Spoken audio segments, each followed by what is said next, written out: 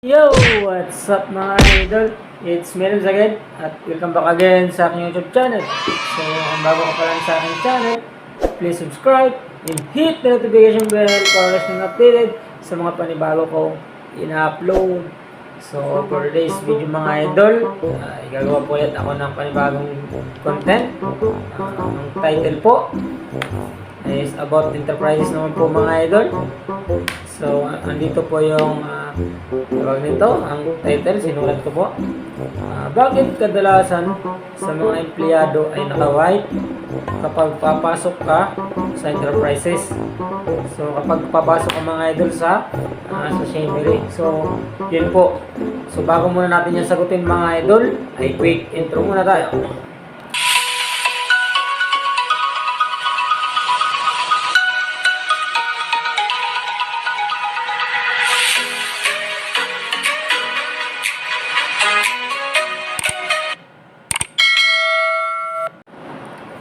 So, ayun mga idol, bakit nga ba nakapang puti ang kadalasan sa mga empleyado sa Shemery Enterprises?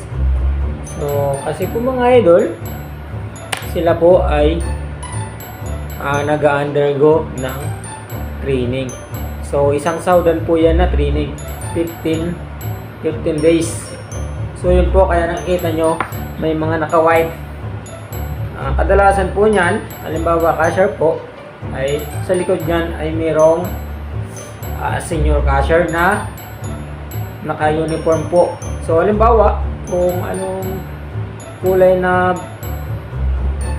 ng enterprises, so halimbawa sa amin dati ay dilaw, green, tsaka pula. So yun po ang uniform namin, polo shirt mga idol. So yun po ang uniform namin, depende po sa araw. Yun po, nakadepende po yun. Kasi may mga level po, halimbawa Lunes, Miyerkules, tsaka Biyernes ay naka-green kami. Tapos pag Martes, Huwebes, Sabado, naka-dilaw. Tsaka pag Linggo, nakapula kami mga idol. So yun po sa amin sa Shemery dati. So, yun po, nag-undergo po ng training yung nakikita nyo pong mga naka-white. So, after training, ay siyempre, marunong na sila, bibigyan na po sila ng sarili nilang uniform. So, yun po mga idol. Kaya, naka-white ang mga empleyado na iba. So, mga baguhan po yan mga idol. So, ganun din po sa bagger. May naka-assist ding senior sa likod niya. Tinuturuan siya mga idol kasi undergo training pa lang siya mga idol. So, ganun po din. Ganun din po sa tawag dito, sa sales lady at sales boy. So, ganun din po. Tinuturuan pa lang sila kaya naka-white sila, undergo training. So, yun po. Nasa training pa lang sila mga idol kaya naka-white. So kung marunong na, nasa 15 days, so bibigyan na po sila ng sarili nilang uniform. So yun po. So mga idol, kung may tanong po kayo ay paki-comment na lang sa baba at akin po sasagutin yan. So pandagdag na lang mga idol.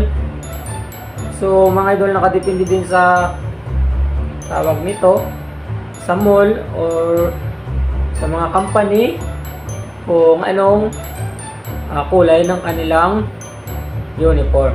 So yun po, kung white ang kanilang uniform, so yun po, hindi po sila training. Pero po, doon sa enterprises sa Shemery, pag naka-white ka, so yun po, training ka po.